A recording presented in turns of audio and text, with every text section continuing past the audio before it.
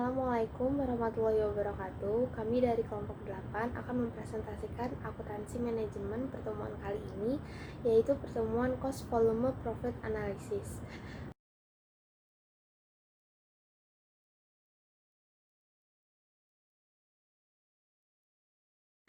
Kelompok kami yang beranggotakan 1. Kusdeli Fatima NPM 1910104032, 2. Zainur Wulian NPM 1910104039, 3. Kerisaro Istiana NPM 1910104099. Analisis cost profit atau CFP. Pengertiannya adalah alat yang berguna bagi manajer dalam memberikan perintah, membantu untuk memahami hubungan timbal balik antara biaya, volume, dan laba, menganalisis bagaimana keputusan operasi dan keputusan pemasaran mempengaruhi laba bersih, berdasarkan pemahaman tentang hubungan antara biaya variabel, biaya tetap, biaya jumlah per unit, dan tingkat output.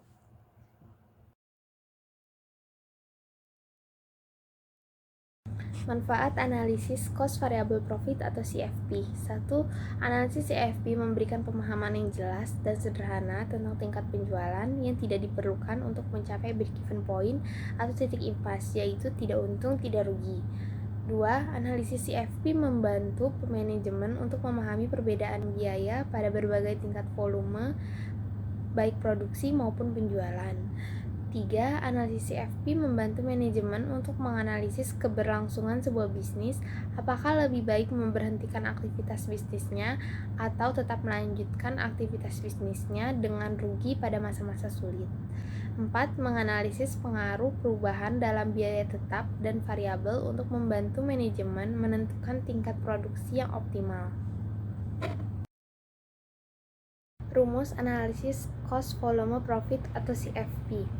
Analisis cost volume profit dapat dihitung menggunakan persamaan, yaitu laba sama dengan penjualan dikurang biaya variabel dikurang biaya tetap. Atau untuk menentukan titik impas atau break even point, yaitu tidak untung tidak rugi, kita dapat menggunakan rumus dalam kurung penjualan unit dikali harga per unit tutup kurung sama dengan buka kurung penjualan unit dikali biaya variabel unit tutup kurung ditambah biaya tetap. Hubungan antara cost atau biaya dengan volume dan profit atau laba juga seringkali ditampilkan dalam bentuk grafik, agar hubungan antara volume penjualan dan laba dapat diketahui. Apabila grafik menunjukkan gambar ke atas, berarti mendapatkan keuntungan, dan apabila grafik menunjukkan gambar ke bawah, berarti mendapatkan kerugian. Perusahaan AA, BB, CC ingin mendapatkan laba sebesar 100 juta per bulan dari penjualan handphonenya.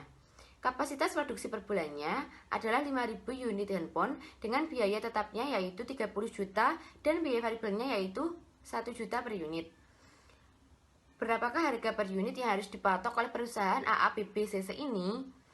Diketahui, laba sebesar 100 juta, kapasitas atau volume sebesar 5.000, biaya tetap sebesar 500 juta, dan biaya variabelnya sebesar 1 juta, harga per unitnya.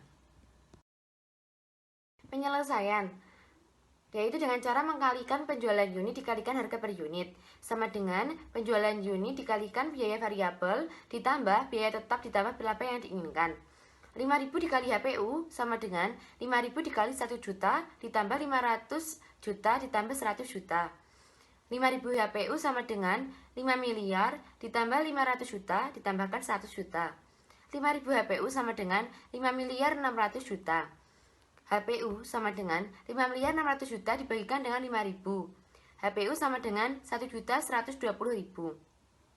Jadi harga per unitnya yaitu 1 juta 120 ribu untuk mendapatkan laba sebanyak 100 juta rupiah per bulan.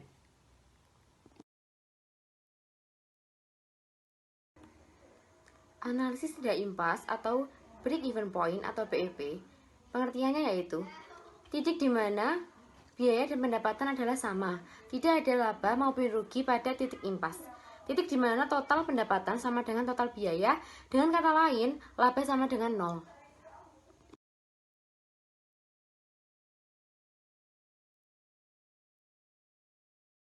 Asumsi dasar penentuan break-even point. 1. Biaya yang menjadi elemen utama dalam penghitungan BEP harus termasuk biaya tetap dan biaya variabel. 2. Nilai biaya tetap akan tetap konstan meskipun terjadi perubahan aktivitas produksi. 3. Nilai biaya variabel secara keseluruhan akan berubah sesuai dengan perubahan volume kapasitas produksi. 4. Selama periode analisis adalah harga jual per unit tetap sehingga selama waktu tersebut tidak ada perubahan harga jual dari perusahaan. 5. Penghitungan BEP jumlah produk yang dihasilkan selalu dianggap telah habis terjual. 6. Penghitungan BEP bisa berlaku untuk satu produk.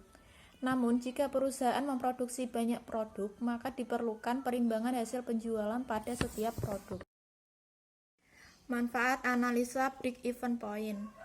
1. Pedoman bagi pengusaha untuk memberikan nilai investasi yang tepat sehingga bisa mengimbangi biaya produksi awal. 2. Bahan analisis bagi pengusaha untuk mengetahui nilai jual beli saham, perencanaan anggaran, dan proyeksi keuangan perusahaan.